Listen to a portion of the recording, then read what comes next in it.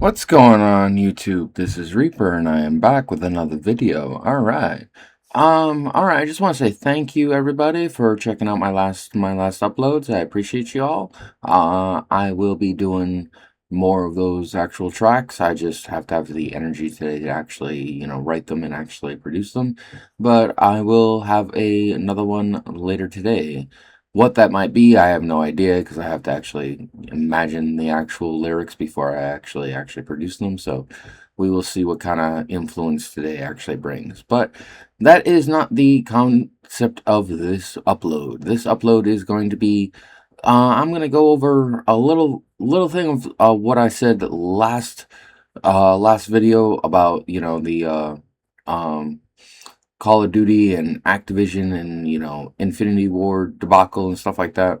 Um, that is getting really, really nice traction on X, I got to admit, because I'm getting a lot of people trying to argue with me that, Activision and Infinity Ward are the same subsidiary and stuff like that, and that's actually just not the case. This guy tried to actually pull out a quota of a Wikipedia fact from 2003, my guy, because we all know that Call of Duty has gone through many changes since the golden age of 2003, right?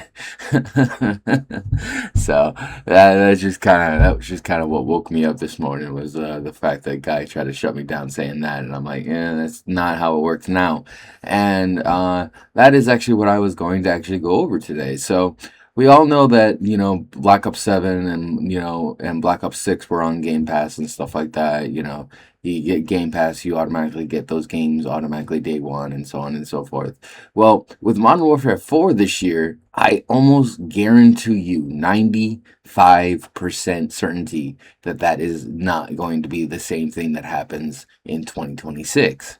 And there are plenty of inside reasons for this, but the main concept is that Black Ops 7 and Black Ops 6 absolutely tanked Game Pass actual revenue like a goddamn freaking hurricane. So the fun factor with the way that Asha Sharma is gonna basically, redesign Game Pass is overall gonna be a very good change, but it's gonna probably piss off 50% of the player base and make 50% of the player base happy. So it's going to go up 50-50-50 split.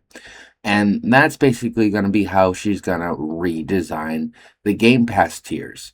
Now, from what I understand is basically in between, the actual present time that we have now and by next generation release, you will no longer be required to pay a tier to access, basic online access through Game Pass. You know how Game Pass has those tiers where, the lowest access allows you to play, games online with others and so on and so forth. Well, soon that's going to go away. So what they're going to eventually do is make Game Pass automatically, cheaper, but they're going to do it in such a way that they are going to basically redesign the entire payment method. So what they're going to do is they're going to get rid of the lowest access point, which is what makes players pay for Game Pass to play online. That's going to go away. And then what they're going to do with Game Pass, from what I understand of the main roadmap, is they're going to basically start making Game Pass title tiers. And what that basically means is that there will be a certain tier of Game Pass that you pay for to, access your certain titles that you want, day one, so on and so forth. Like Call of Duty, for example, or like Gears of War, for example, or or games like Forza, or any main like Microsoft exclusive IPs. So what they'll do is they'll remove the pay tier to play, to game online, and then they will basically make it, arranged around how much game privilege you want. So basically what that is going to do to the player base is that's going to make them choose which games are more important that you play day one, and which games you don't mind buying or you don't mind paying full price for. Now that's a nice idea and everything, and I agree with that. But the thing is that with Xbox and the Xbox Helix turning into an open platform access, we all know on open platforms you don't have to pay to play online, right? Yeah, there you go. So that's kind of the hint that you all kind of need to look at when you see that the Xbox Helix is going to have Steam, it's going to have Epic Store access, it's going to have Game Pass access. So this entire situation of what we know now as Game Pass is about to get a humongous overhaul. So that's going to be massively interesting when it finally comes to fruition. But like many people have actually stated in recent weeks, Asha Sharma just got this job and she's doing, the fastest possible work she can to make it better for the player base. And she already did say that the Xbox Game Pass was too expensive for the casual audience and stuff like that. And she already did say that they are going to try to make it cheaper.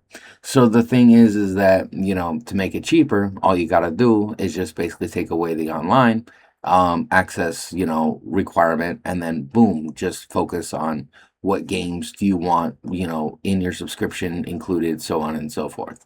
And that's basically how that's going to work. But the reason why they couldn't do this before was because of, you guessed it, the boomer, Phil Spencer, basically was stuck in his ways and he wanted to try to make Microsoft as much money as possible.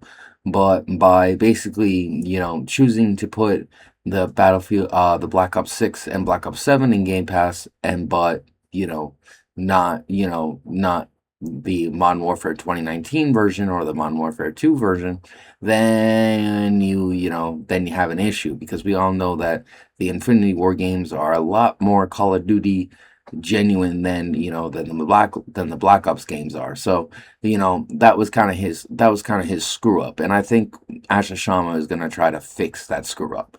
And she's gonna try to do it in such a way that it is applicable to the audience and it is appealable. So I think that will be interesting when it comes around. But just keep a lookout for that change because that change is coming and that change might be happening sooner than we all think. But I just wanted to get on here today and explain that to everybody. So, that's basically what's gonna basically change Game Pass forever is that you won't have to you won't be needing it to play, games online with Xbox, but you will need it if you want certain games day one, so on and so forth.